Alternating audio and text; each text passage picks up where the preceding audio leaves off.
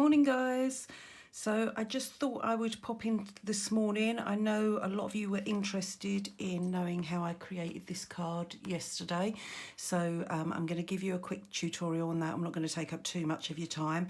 We're going to be using the flower from ETS 39, which is a new stamp which was out in April.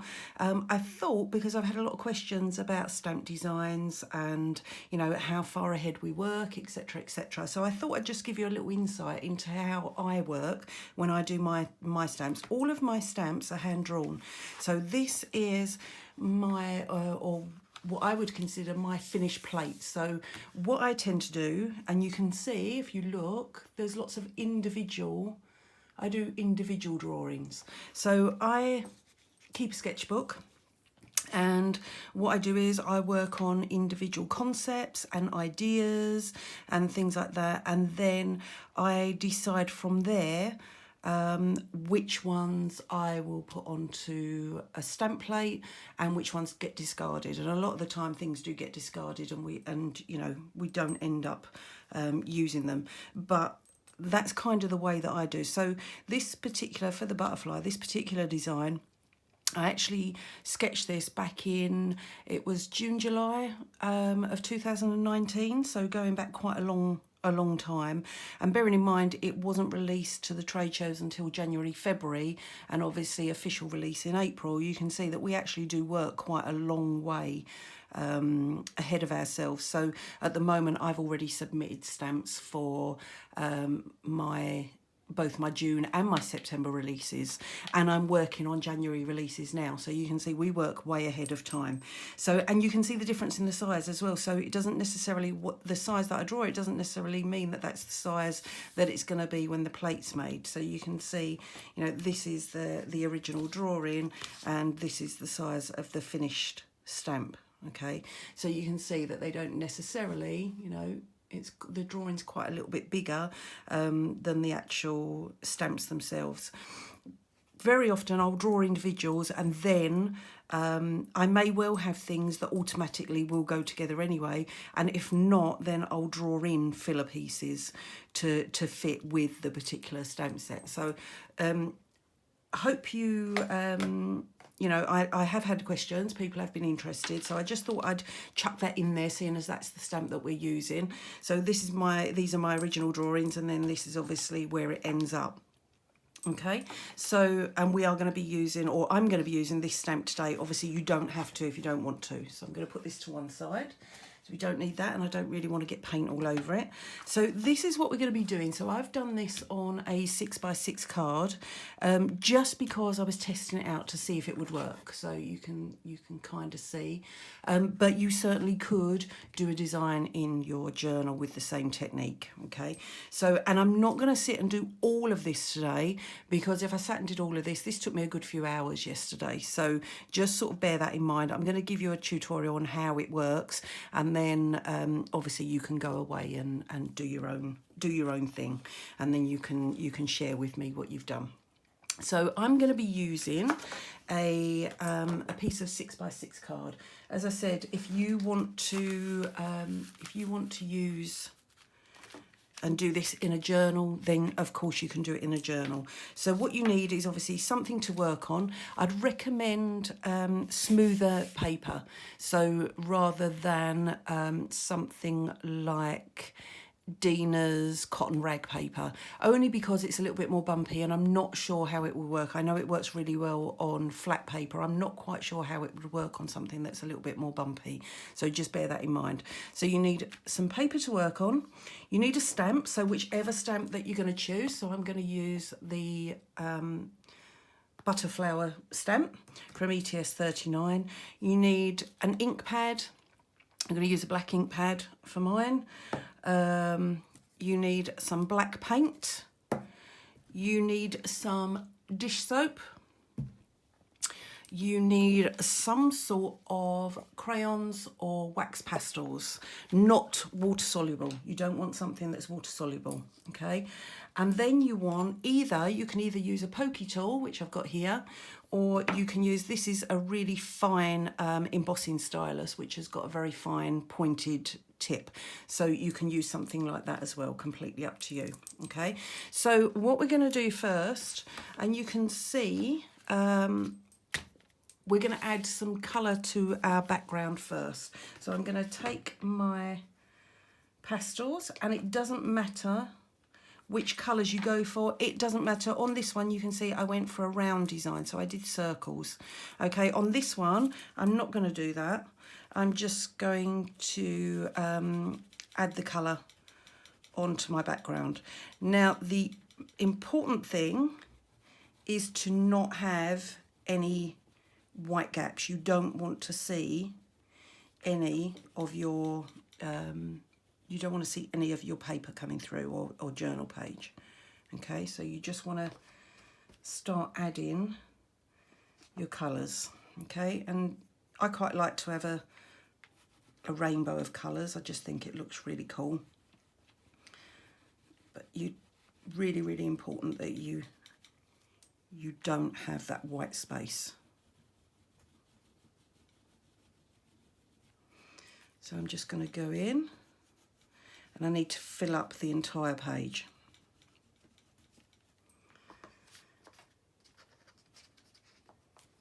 And you can put, for this, you can put as few or as many colours as you want. So if you decided that you wanted to do, if you decided you just wanted, say, 3 colours, then by all means you can do 3 colours. If you decide that you want to do 5 colours, 6 colours, 8 colours, 10 colours, you can do as many as you like, okay? And obviously, because these are wax pastels, you might get a little bit of blend as you go, but that doesn't matter. We can live with that. I'm just going in. I'm trying my best not to make my camera wobble.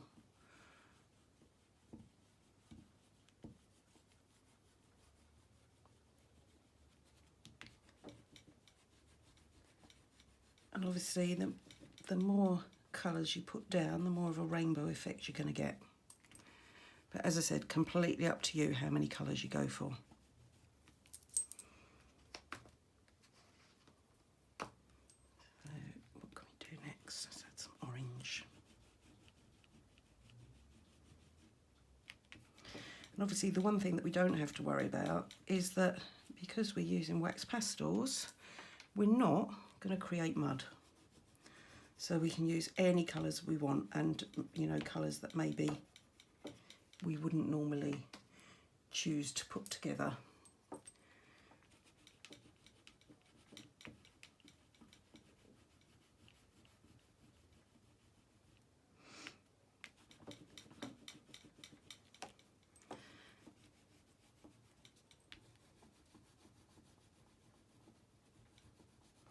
So you can see I'm just filling in all of the spaces. And as I said, you can do as many or as few colours as you want.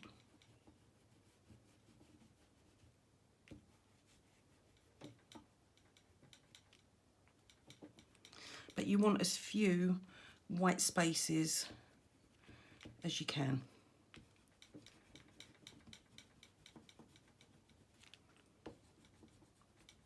And I like to spread the colours around, so whether you decide to do it this way and do circles of colour, or whether you decide to do patches of colour, obviously is completely up to you. But I like to spread the colour around a bit.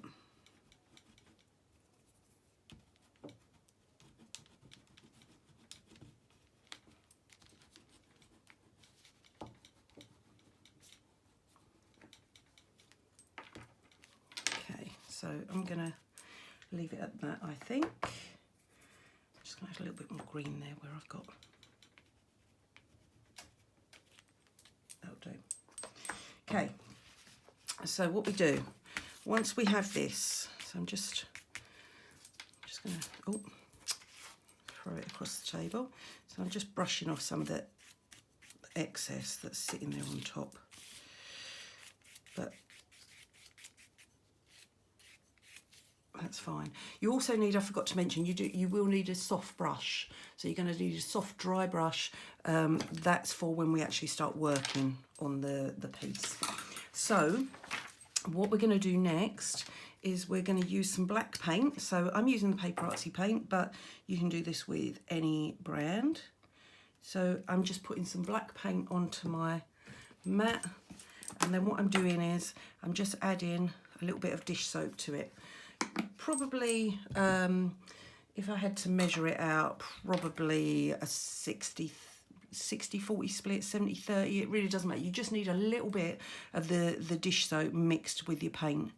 So, and then what we're going to do is I'm just going to mix that together just to make sure that it's nice and mixed. And then what I'm going to do is I'm just going to go over and paint over my wax pastels or wax crayons. You can do this with either. So if you've got Crayola crayons or something like that, you certainly can use something like that. It doesn't have to be expensive pastels. Okay, so I'm just going over and completely covering up what I've got underneath. Now you can do 1 or 2 coats depending how your coverage goes. So if you feel that you need to do a second coat, what you can do is you can dry this with a heat gun, but obviously bear in mind that you've used wax underneath. So if you're gonna dry it, you want it on a low setting, and you want to be moving your gun around constantly. You don't want to be holding it in one place because you don't want to melt the wax that's underneath. So I'm just going to give it a quick dry. And for the purpose of what we're doing today, I'm just going to do 1 coat. I'm not going to worry about doing a second coat. I did do a second coat on this one though, just to give good coverage. And you want this to be completely dry because we're going to be stamping on top of this.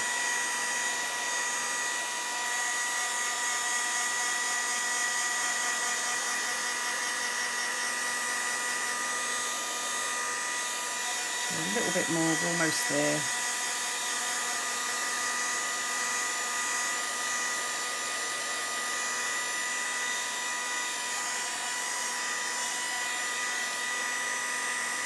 Make sure that that's dry around the edges. And I can put that to one side, I don't need that anymore. So that's now dry.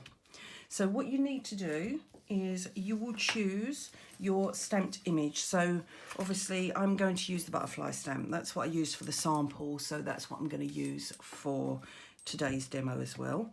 So what I'm doing is with my black ink pad, so I'm using black archival, and I'm gonna just ink up my stamp.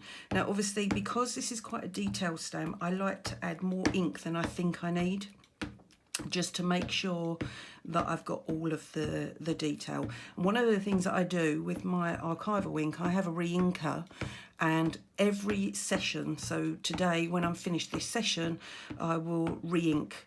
I'll add some ink to my pad and then put it away, and that way I know that every time I use it, it's going to be nice and inked. Okay, so I'm just going to stand up for this just so that I can put the pressure down onto my page. So I'm just going to make sure, I apologise if the camera's moving, I want to make sure that I get a nice image. And obviously you could do this if you've got a stamp platform, you could do this in your stamp platform. So hopefully when I take this away, I have, and I'm hoping that you can see that, I'm sure you can, I've got a nice stamped image on there. Okay, so I can put my ink pad away. And what I'm going to do is I'm just going to bring the camera down lower just so that you can see.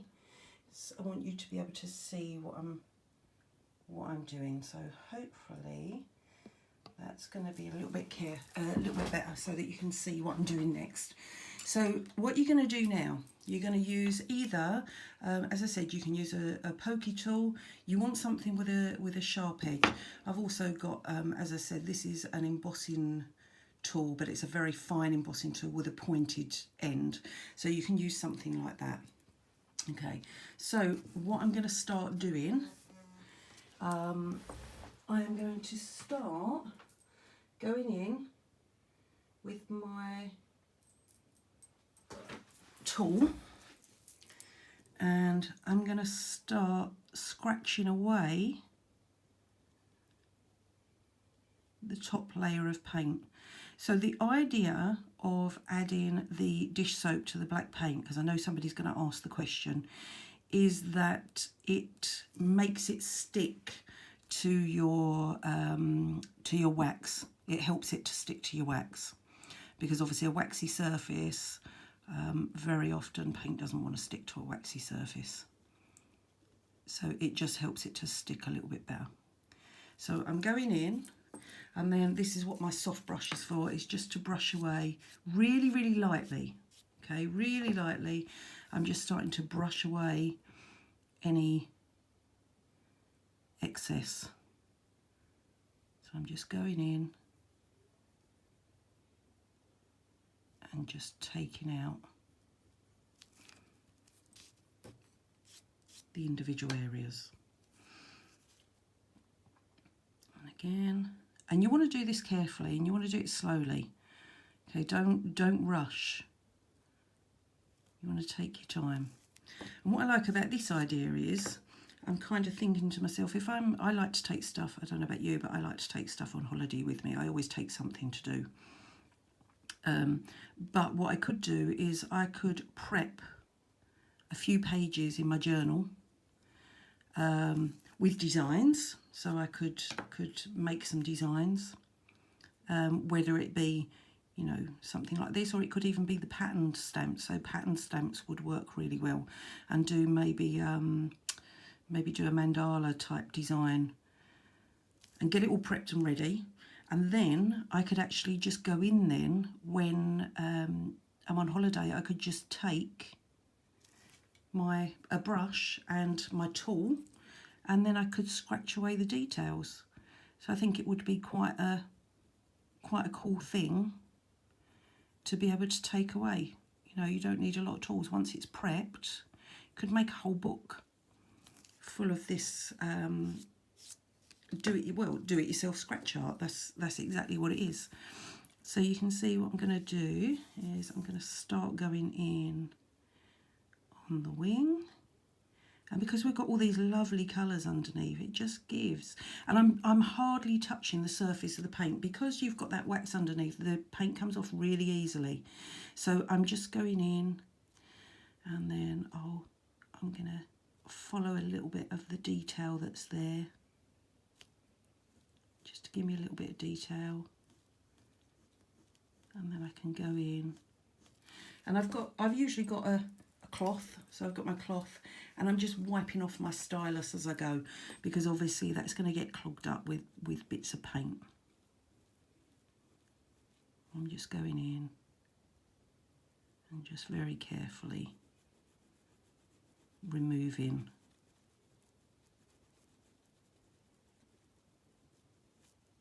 the black that's underneath.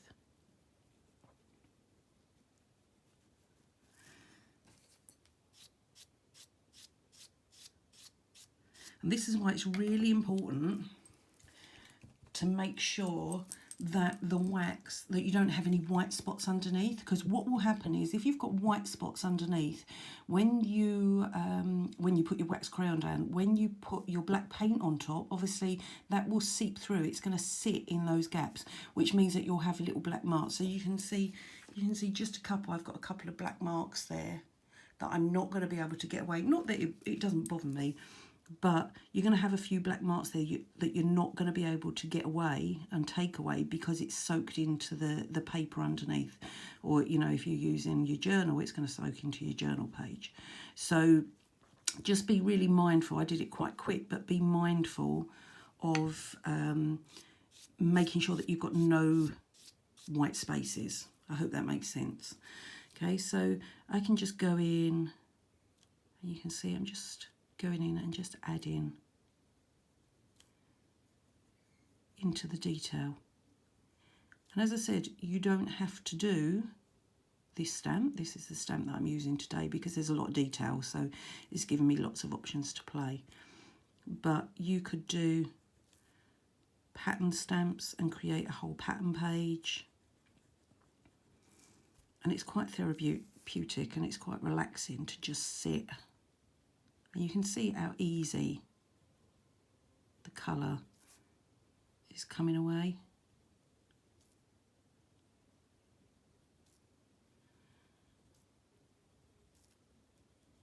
Now obviously I'm not going to sit here and do all of this because you'll be sitting here for hours watching me working. So I'm not going to do that. The only thing I would say to be really careful of is if you want to do, so on this one I started to do some white work around the outside. I would use, if you're going to do that, I would use a maybe a Posca paint pen. You want something that's a soft nib to go around the top. Don't use, I started using the gel pen. Now the problem with the gel pen is obviously it's got a pointed tip and it's a hard tip, so therefore if you're not really careful you can start scratching away at the paint on the top, so you do need to be quite careful. Okay, so you can see what I'm starting to do, and you'll get a different look depending on how you've done your colour underneath, will give you a different look on top. So I'm just going to do one more. I'm not going to do all of it, as I said, because you don't want to be sitting here watching me do the whole thing. Okay, so you can see I'm just going in and I'm just adding in some of that shadow detail, and I can see that from the stamp, so it's not something that I need to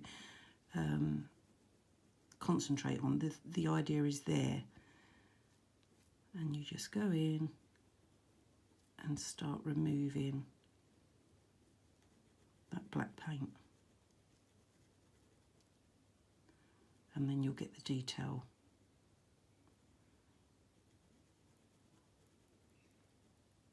And obviously you could do it the other way round, so we're taking away the gaps, so we're taking away all the bits that we would normally colour in with maybe a coloured pen or our coloured pencils, or however we choose to do it. You could do it the other way round, where actually you remove the lines and do actually the line art side of it, rather than taking out the spaces in the middle. I hope that makes sense. So you can see that is starting to show, and you're going to get all of those colours. So whatever colours you've got underneath are going to start coming through, and it's a really relaxing way to spend a few hours.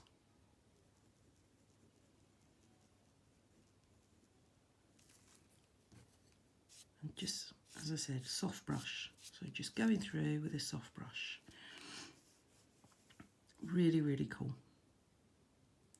So again, just going in.